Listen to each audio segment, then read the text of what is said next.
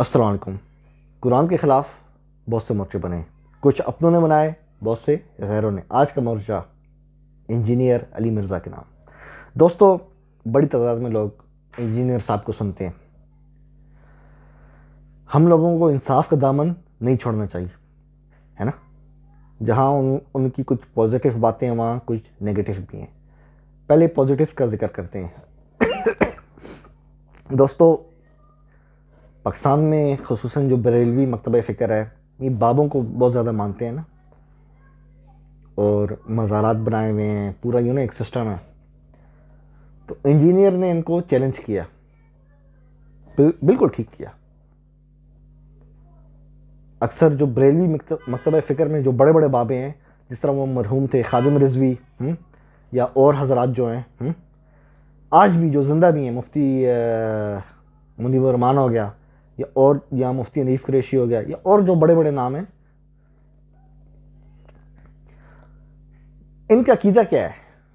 ان کا عقیدہ یہ کہ اگر ہم دربار پہ جائیں گے، مزار پہ جائیں گے نا، تو دل میں ہم نے کوئی خواہش رکھی ہوئی ہے کہ مثال کے طور پہ کسی کی نوکری نہیں لگ رہی، وہ دل میں خواہش کرے گا کہ میری نوکری لگ جائے، یہی کہہ کے وہ جائے گا مزار پہ، پھول چڑھانے یا دعا مانگنی یا وٹ ایور جو بھی ہے، اس کی نوکری لگ جائے گی۔ یہ ان کے عقائد ہیں کہ صاحب قبر ہماری مراد پوری کرے گا۔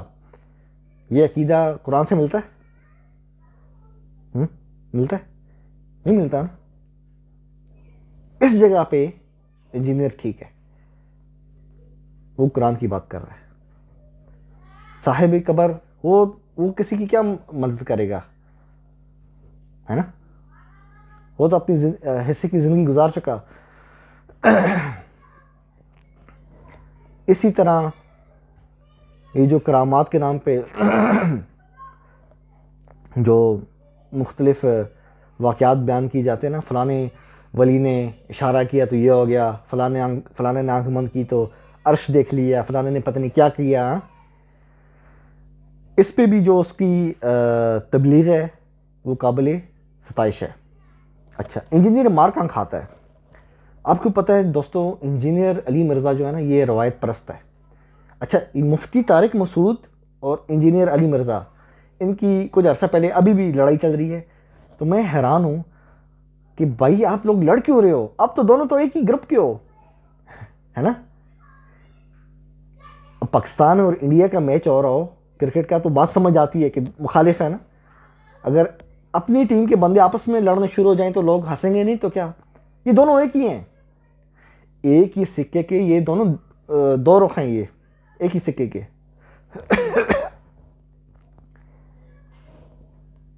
کس طرح؟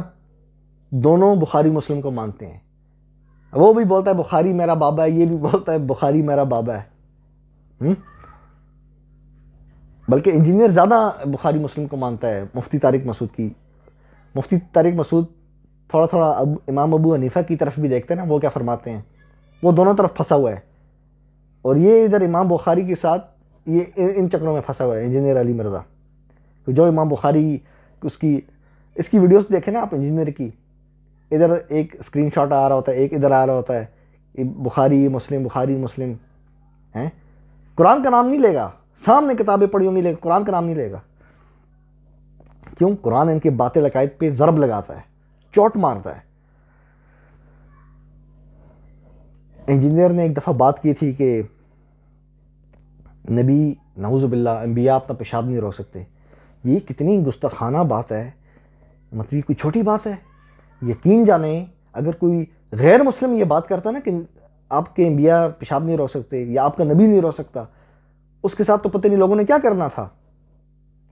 غلط کہہ رہا ہوں یا صحیح کہہ رہا ہوں، ہے نا؟ اتنی بڑی بات اس نے کر دی کہ جی وہ انبیاء تو پیشاب نہیں روک سکتے۔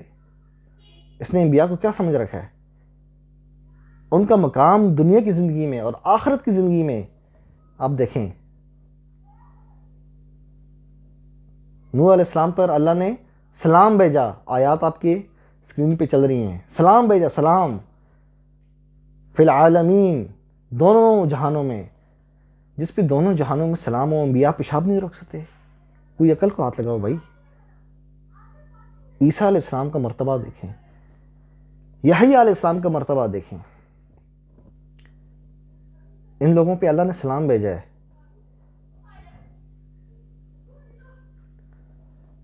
داؤد علیہ السلام کا مرتبہ دیکھیں, اسماعیل علیہ السلام کا مرتبہ دیکھیں, سلیمان علیہ السلام کا مرتبہ دیکھیں, امام الانبیاء رسول اللہ صلی اللہ علیہ وسلم ان کا مرتبہ دیکھیں. رحمت للعالمین اللہ نے ان کو کہا ہے نا.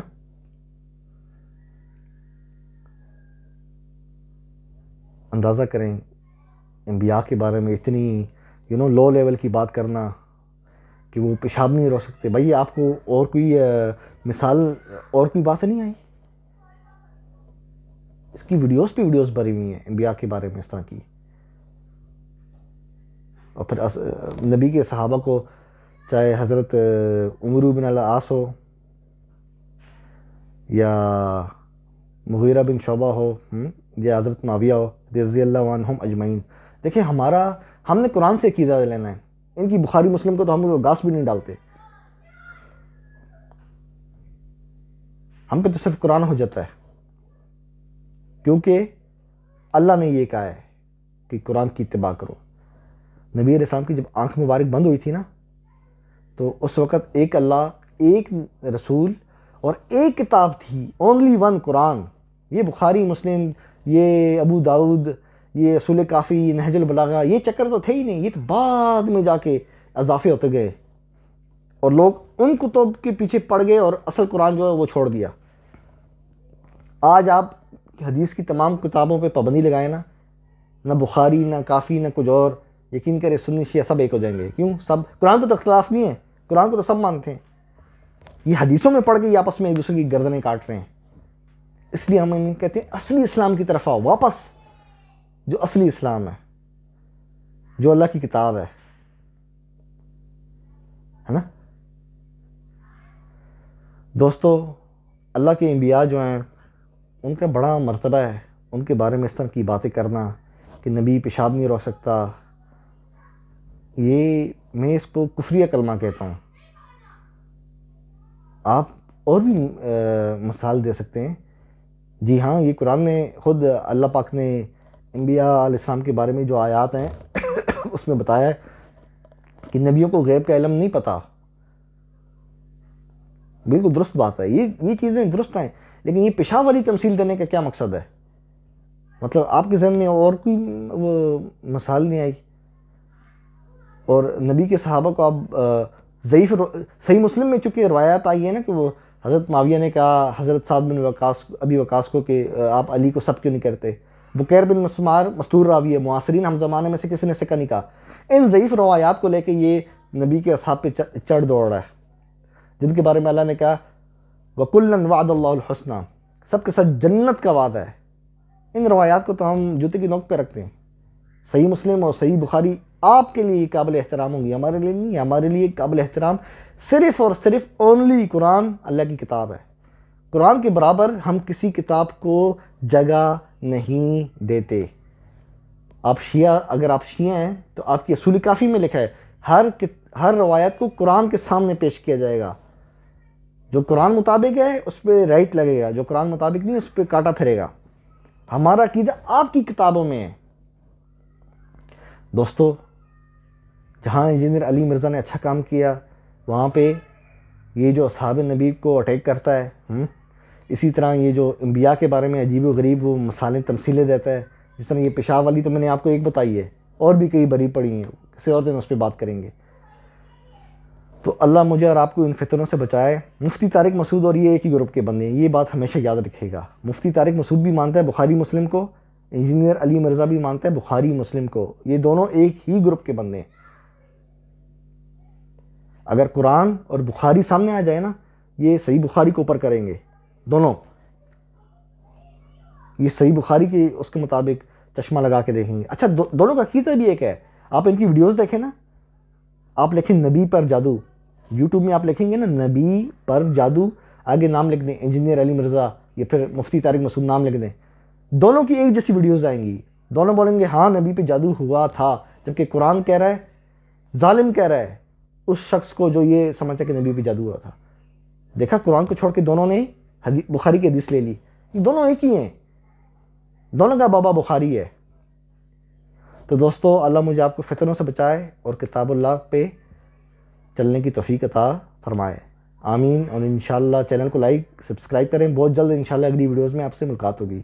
قرآن زندہ باد۔